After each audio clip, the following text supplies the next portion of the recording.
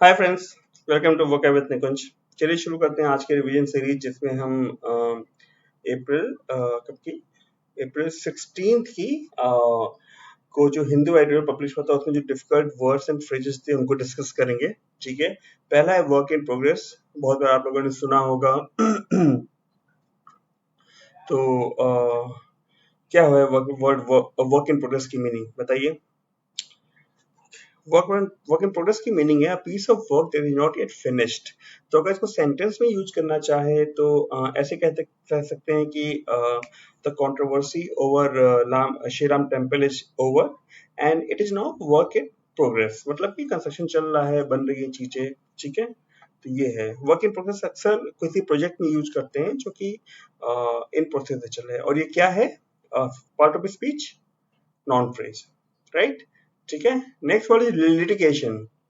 इसका क्या मतलब होता है? कोर्ट से रिलेटेड है। ठीक है, जजेस से रिलेटेड है। क्या मतलब है इसका? लिटिगेशन का, लिटिगेट करने का। ओके, लिटिगेशन का मतलब होता है legal proceeding in a court, judicial contest. कोई भी कोर्स जब प्रोसीडिंग चलती है ना, जब कोई केस चलता है उसे लिटिगेशन कहते हैं। ठीक है, a judicial contest to determine and enforce legal rights. ठीक है, जब कोई कॉन्टेस्ट होता है कि लीगल राइट्स एनफोर्स करने के लिए, उसे लिटिगेशन कहते हैं। ये क्या? Obviously noun, right. ऑलराइट, ठीक है। Next word we have got is emphasis. Emphasis का क्या मतलब होता है? स्ट्रेस, थोड़ा सा फोकस। ओके, एम्फेसिस का मतलब होता है स्पेशल इंपॉर्टेंस और सिग्निफिकेंस। ठीक है, जब किसी पे विशेष रूप से ध्यान दिया जा रहा है, समथिंग इज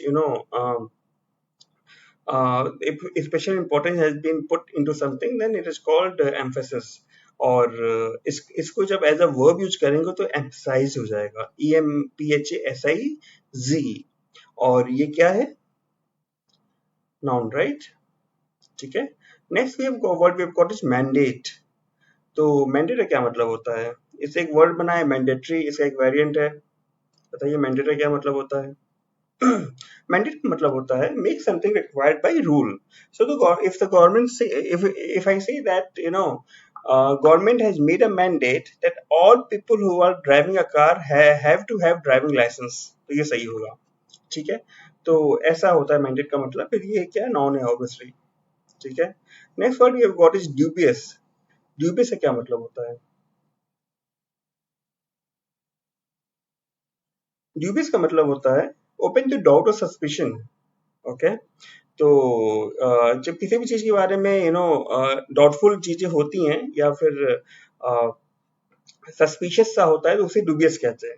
ठीक है, और ये क्या है? एडजेक्टिव है। ठीक है, तो ये डुबियस हो गया। प्रोफिशिएंट। प्रोफिशिएंट का क्या मतलब होता है? नेक्स्ट वर्ड हमारा है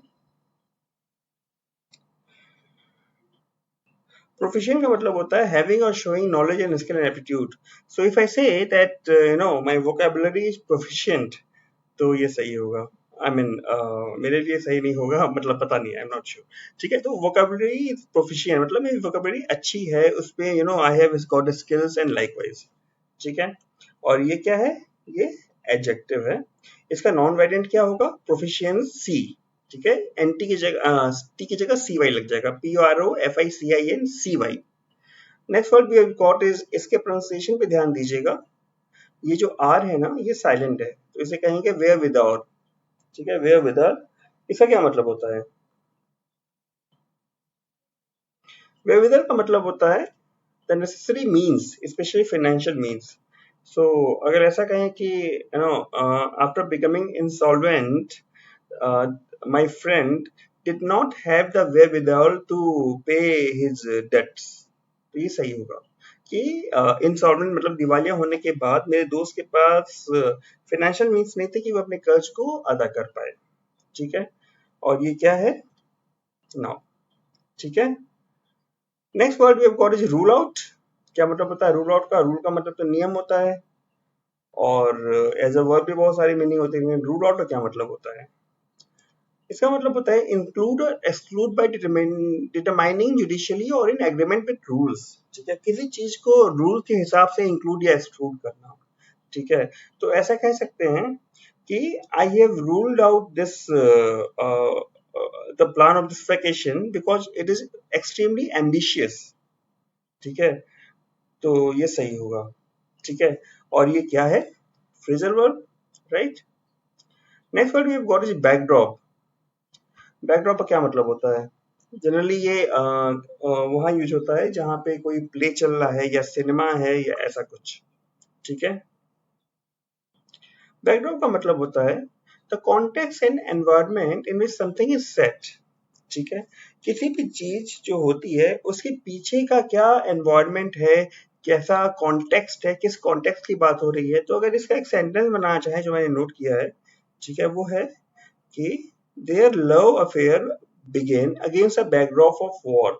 उनकी उनकी जो प्रेम कहानी है वो कैसे शुरू हुई, उसका बैकग्राउंड क्या था? उसका बैकग्राउंड था वॉर। ठीक है, ऐसा कुछ। ठीक है, और ये क्या है? Backdrop is noun, right.